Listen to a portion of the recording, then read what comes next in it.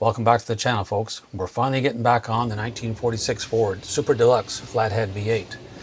Now, in a previous video, we tried to get this vehicle started and it just was a no-go. Starter was obviously totally seized. And sure enough, once we got it out, we could see that the starter drive, the bearings, everything was seized solid. We came to the conclusion that the starter drive was no longer going to be usable. So we carefully removed it from the armature shaft and in the process destroyed it. So we know that that's not going to work. So luckily we went to the interwebs and found a replacement. Good old eBay. And let me show you what we got. What I have here is a brand new old stock Ford Flathead V8 starter drive. Brand new, old stock. Let's have a look at this. As you can see, this is not from Amazon. They would never pack like this. This is an excellent job done by eBay. You gotta love it when there's newspaper in there. Let's have a look at this. Just look at that. That's a beautiful thing. It's even got the original bolts, so that's how I know it's pretty much a new old stock. And it's perfect, never been used.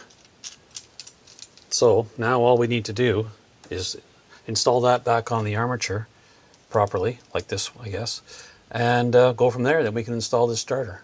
But we have a problem, like usual. I just noticed when I removed the armature that the commutator is in rough shape. There's two flat spots on here. I don't know if it's from the brushes from sitting for 30 years, who knows, but definitely there's about 5 thousandths difference in the diameters. So we're going to have to deal with that, and I think the only way we can do that is to mount this in a lathe and turn down that commutator. Now, while I was perusing through my Popular Mechanics library, I came across a home-built metal lathe. I built this exact replica, well, except for the wood pieces. It should be perfectly fine. I am a certified woodsman, so I don't think we're going to have a problem.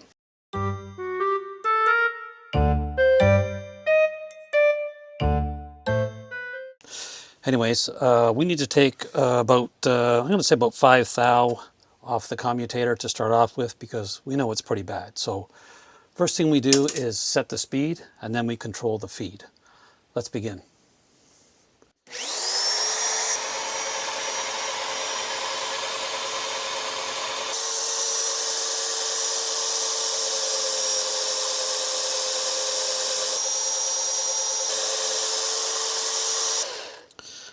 Well, we're making good progress, but we've still got a little ways to go. So let's keep going.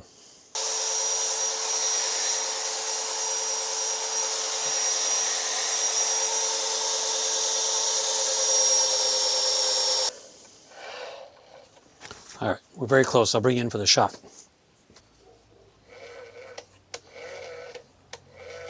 As you can see, there's still a couple flat spots there, but it's starting to clean up pretty nice. So I think we'll just keep going until we get there.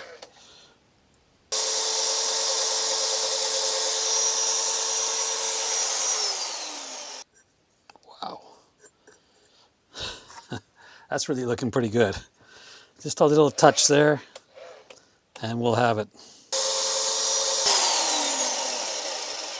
Well, it's not perfect, but it's pretty darn close.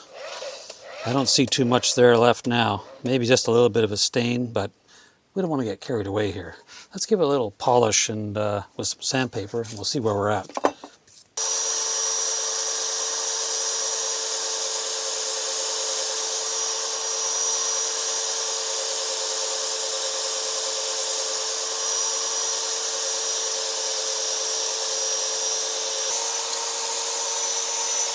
Looking a lot better.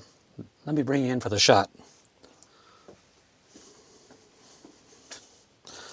Well, there's a close-up anyways. That's looking a lot better. I still see a little stain there, but I think we're going to just leave that just the way it is. It's almost perfect. Up next, we undercut the mica with this hacksaw blade. Never forget to undercut the mica.